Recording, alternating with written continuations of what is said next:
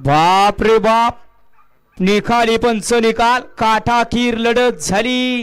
होत्याचं नव्हतं झालं. कोण होणार सेकंड राऊंड साठी पात्र?